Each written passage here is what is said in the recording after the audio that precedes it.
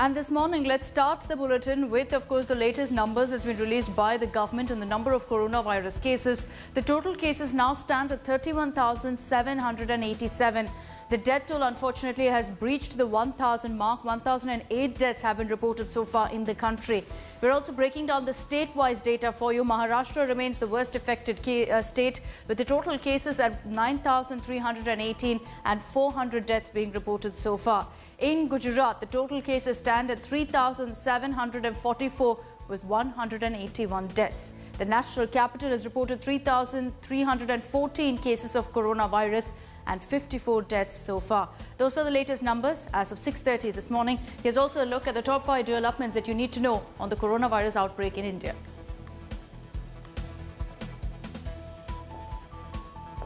In a heartwarming gesture, the wife of a martyred policeman in Chhattisgarh's Bastar district donated 10,000 rupees to the Chief Minister's Relief Fund in a bid to fight COVID-19. Recognizing her contribution, the Bastar district administration made a short video clip of a selfless deed. The Uttar Pradesh government has set up a unit to address the health of police personnel and their families due to COVID-19. The unit constituted will provide guidelines and consultations to the cops working on the front line. A helpline number has also been issued where police personnel can connect with the nodal officer. IIT Guwahati is collaborating with Ahmedabad-based animal healthcare company Hester Biosciences to develop a vaccine against COVID-19. The vaccine is expected to be ready by the end of this year to start animal studies. The institute's role will be to produce the recombinant vaccine candidate. Twitter is making it possible for developers and researchers to study the public conversation around COVID-19 in real time with an update to its platform. Twitter has launched this effort so that they can stop the spread of misinformation on the virus. Twitter said that the access would also be used by those developing machine learning and data tools to help the scientific community understand COVID-19. And development number 5, in a fortnight, number of COVID-19 hotspot districts in India has come down to 129 from 170. During the same period, the number of green zones too decreased from 325 to 307, and the number of orange zones increased from 207 to 297. The number of coronavirus cases in the country climbed to 31,787, while the number of deaths stand at 1,008.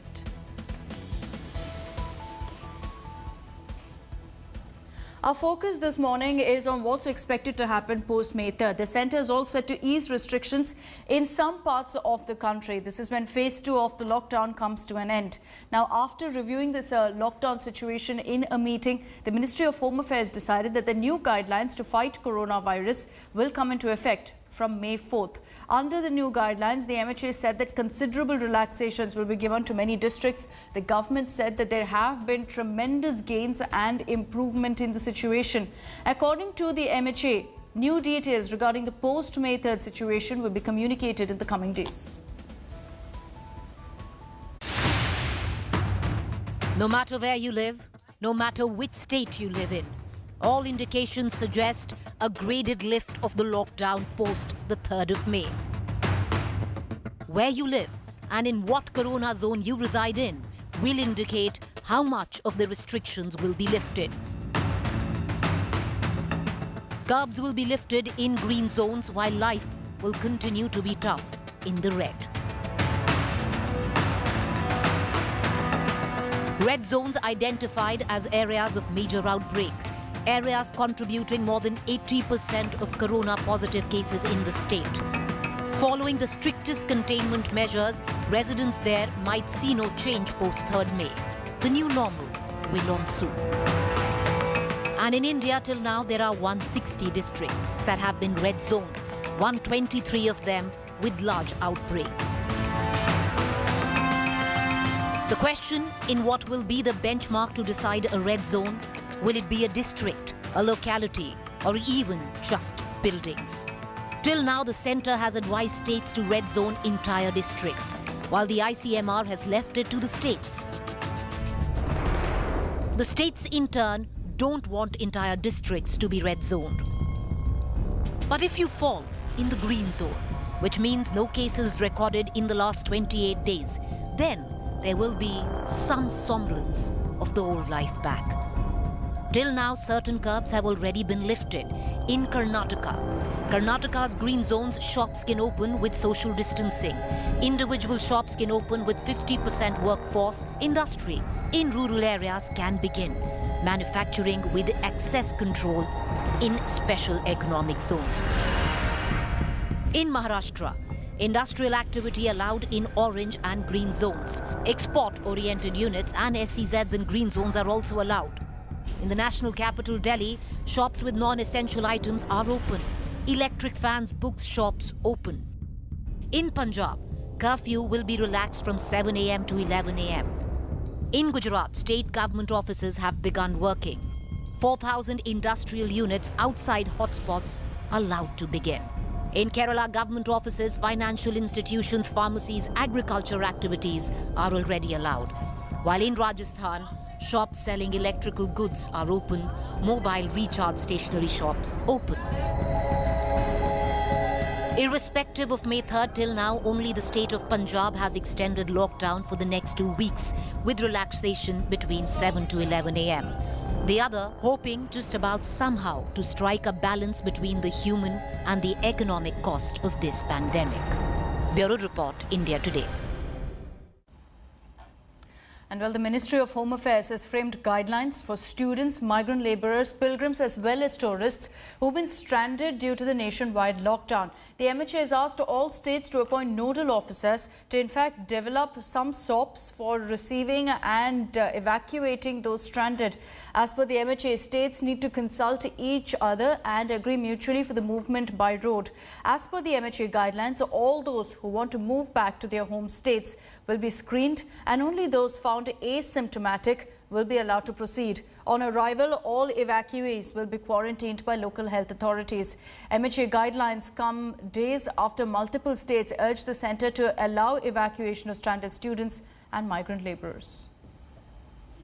आप जिस state में जाना चाहते हैं आपका घर को, आपका स्टेट का सरकार दोनों के बीच में बातचीत होना चाहिए, दोनों के बीच में कार्यक्रम का एक अंतिम रूप देना चाहिए। आप जिधर ही रहे उधर ही रहेंगे, 1-2 दिन लगेगा, समय लगेगा, आप थोड़ा संयम से काम लेना चाहिए। उसके बाद बसेस का व्यवस्था होगा, बसेस व्यवस्था होने के बाद आपको आपके प्रांत को ले जाने का व्यवस्था करेंगे।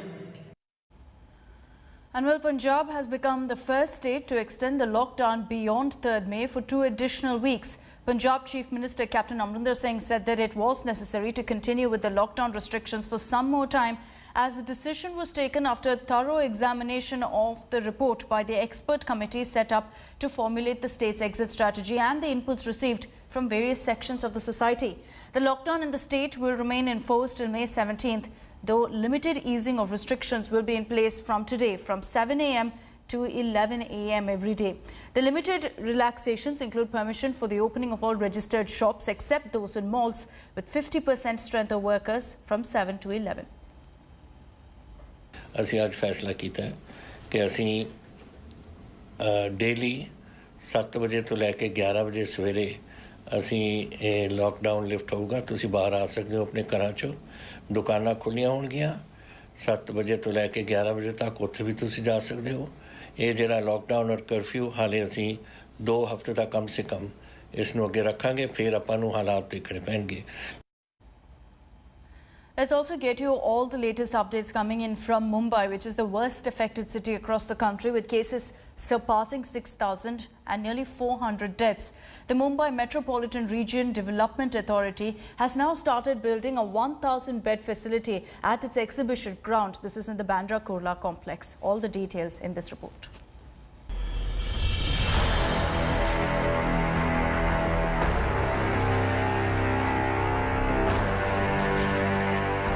More than 31,000 people have been infected from COVID-19 across the country. Maharashtra, which is hovering near 10,000 coronavirus cases and 400 deaths, continues to be at the top. Mumbai is worst hit, with 6,169 cases and 244 deaths as of 7 p.m. on 29th of April.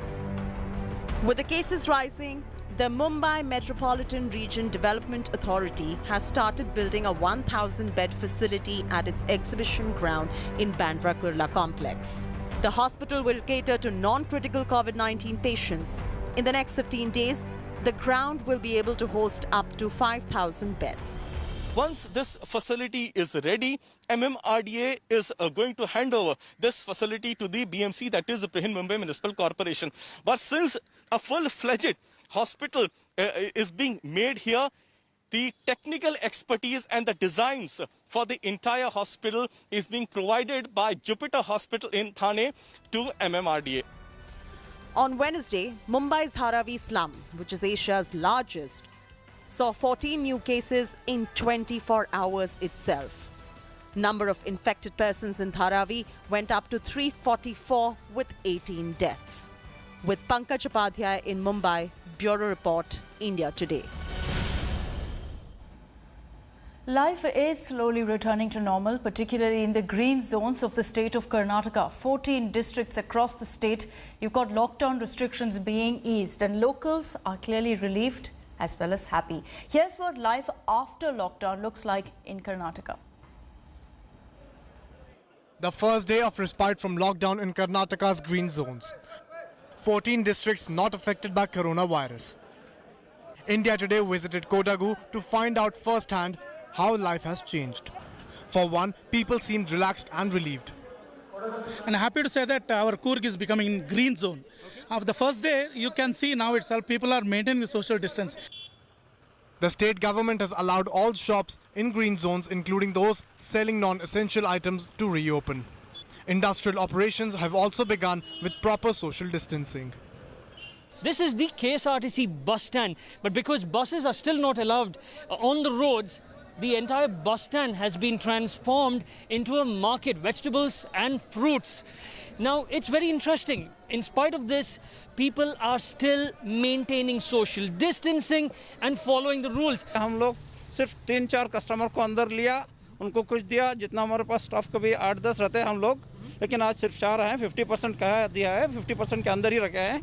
उसके लिए उनको customer दिया और उसके उनके भेजने के बाद दूसरा कस्टमर को हम अंदर ले रहे हैं. Though shops are opening in the city, people are still taking their time to venture out.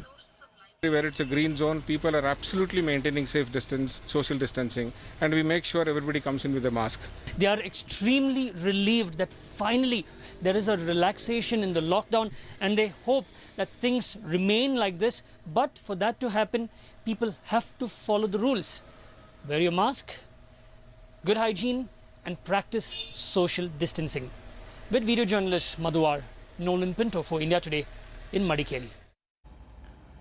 And keeping our focus on Karnataka, at least 2 state ministers who came in contact with a camera person who's tested positive for COVID-19 were found shockingly violating the quarantine protocol. While Karnataka Housing Minister V. Somanna was spotted at the Chief Minister's residence, State Medical Education Minister K. Sudhakar was seen attending a public meeting in Mandya. The camera person working at a regional channel in Bengaluru had visited Chief Minister B.S. Yediyurappa's house.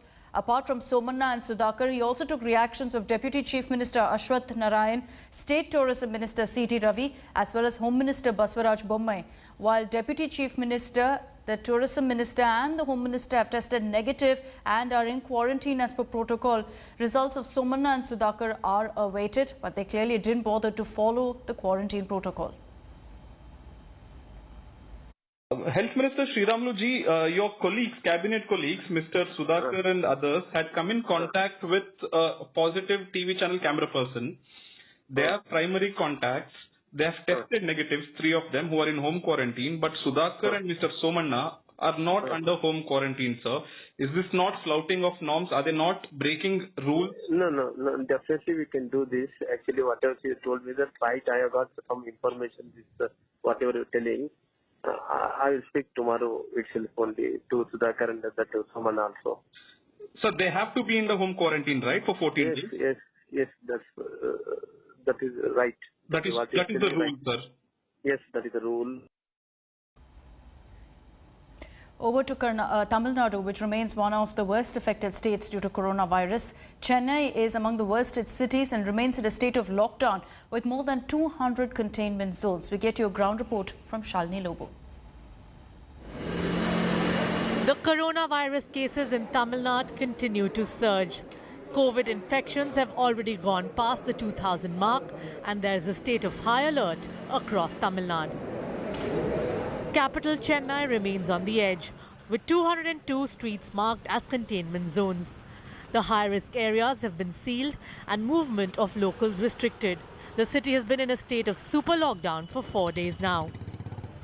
Chennai's largest wholesale market in Coimbatore is being split into 2 sections after some labourers tested positive. Vegetables will be sold from Coimbatore while fruits and flowers will be shifted to Madhavaram bus station.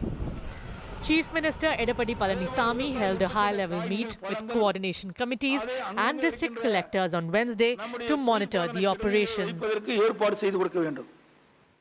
In a video conference with district collectors, Chief Minister Edapadi Palanisamy made it clear that no one during this pandemic must go without food, water and vegetables. Farmers are not to be stopped from going about their business. The Chief Minister has also said that state borders should be strictly monitored during this time and has said that instructions will soon be passed for industries to slowly resume operations if they come under the green zone. People had thronged markets on Sunday on the eve of super lockdown. Keeping this view, the Chief Minister has urged people to maintain social distancing while curbs are lifted on Thursday. Authorities are now focusing on devising a phased exit strategy from the lockdown. However, the state capital, even though Chennai tops the list on the number of tests done for the COVID-19 virus, there is a rise in the number of cases with each passing day, causing a matter of concern for both the authorities and the residents alike. With video journalist Divin Rajkumar, this is Shalini Lobo in Chennai for India Today. While Delhi remains the third worst hit state due to coronavirus, it seems its neighbours are now isolating the capital. After Uttar Pradesh, now Haryana has also decided to seal its borders with Delhi, blaming the capital for the spread of coronavirus. The centre has also slammed the Kejriwal government for not being strict in containment zones. All the details in our report. Delhi, the national capital, is virtually getting isolated as the number of hotspots in the city reached 100. Delhi's neighbours are snapping road links. First it was Uttar Pradesh, now Haryana has sealed off its borders with Delhi, holding the national capital responsible for the rise in coronavirus cases in those states. The closure of borders triggered chaos on both sides on Wednesday. जैसा ही हमारे पास जो order है उसके अनुसार हमने पूर्ण रूप से सील किया हुआ, लेकिन जो इसेंशियल जो चीजें हैं जिनके पास परमिशन है उनको तो हम गाड़ी वाला उभर रहे हैं. The issue is fastly becoming politically explosive. The Narendra Modi government has accused the Aam Aadmi Party government in Delhi of not implementing the lockdown strictly in hotspot areas. Delhi का ओवरऑल नक्शा देखते हैं तो मैं दिल्ली में देखता हूं कि मुझे वहां पर ग्रीन कलर का जोन तो दिखता ही नहीं है और सारी दिल्ली में मेजॉरिटी दिल्ली जो है वो मुझको लाल रेड जोन के अंदर दिखाई देती है. मेरे को एकदम बहुत चिंता होती है उसके कारण. The move to shut Haryana's border comes a day after State Minister Anil Vij blamed Delhi, promoting a sharp reaction from the AAP leadership. बहुत सारे लोग जो दिल्ली में नौकरी करते हैं और रहते हरियाणा में हैं वो रोजाना पास बनाकर वहां से आ रहे हैं और वो कोरोना कैरियर बने हुए हैं. हरियाणा जो बॉर्डर पे सोनीपत हैं या गुड़गांव हैं जो बिल्कुल बॉर्डर पे लोग रहते हैं, तो एनसीआर में जैसे लोग आते जाते हैं काफ़ी, बहुत सारे लोग ऐसे दिल्ली में काम करते हैं, वहाँ रहते हैं, जो यहाँ पे रहते हैं वहाँ पे काम करते हैं, तो वाइस वर्सा है. और ऐसा कभी भी नहीं माना गया कि भाई जो दिल्ली से थोड़ा बाहर रहता है कि वो दिल्ली में काम नहीं कर सकता. Last week, Uttar Pradesh's Ghaziabad and Noida had shut down its borders with Delhi. Only people with special passes are allowed to enter in UP. Bureau Report, India Today. Moving on, the West Bengal police has busted BJP's fake video that went viral on social media. The Bengal police have claimed that the BJP has used a local theatre artist to pull off a starving man act in one of its videos. A video posted by the Bengal BJP's official Twitter handle on April 17th shows an old man pleading before Chief Minister Mamata Banerjee to kill them if the state can't feed them. Bengal BJP tweeted the video tagging TMC MP from Bashirhat, Nusrat Jahan, slamming her for the poor suffering. Refuting the BJP's claim, Bengal police posted a counter video of the same person where he claims that he was asked by a group of men to put up an act. আমি আপনাদের কাছে আবেদন করছি আমার নাম মোবারক মণ্ডল আমার বাবার নাম হচ্ছে বেলাত আলী মণ্ডল আমার বাড়ি বেগমপুর আমার সরকার থেকে রেশনের মাল পাই আমার কোনো অভিযোগ নাই আমি আগে থেকে যাত্রা করতাম কয়েকটা ছেলে বলছে কাকা লকডাউনে খেতে পাচ্ছি না বলে অভিনয় করে দেখাও তো আমি দেখালাম কয়েকটা ছেলে সেইটা পোস্ট করে ইন্টারনেটে পাঠিয়ে দিয়েছে আমার কোনো অভিযোগ নেই Academic calendar for the universities. The 2020-21 academic session will commence from August 1st for all students. But for new students, the session will begin from September 1st. The admission to colleges will be conducted through the month of August. Now, the pending terminal and intermediate examinations will be conducted between July and August. UGC has also recommended that the duration of examination may be shortened. A COVID-19 cell will be constituted in every university to solve the issues of students related to academic calendar and examinations. A COVID-19 cell will also be set up in the UGC for faster decision making. The guidelines issued by UGC are suggestive in nature and the universities are allowed to chart out their own plan of action depending on the prevailing situation.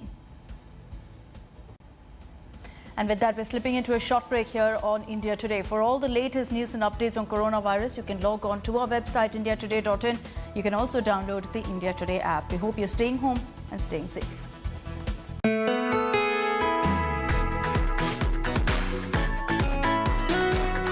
Hello everyone, this is Rahul Kamal here. Hope you enjoyed this video. For the latest news and analysis, like and subscribe the India Today YouTube channel and don't forget to press the bell icon to stay updated.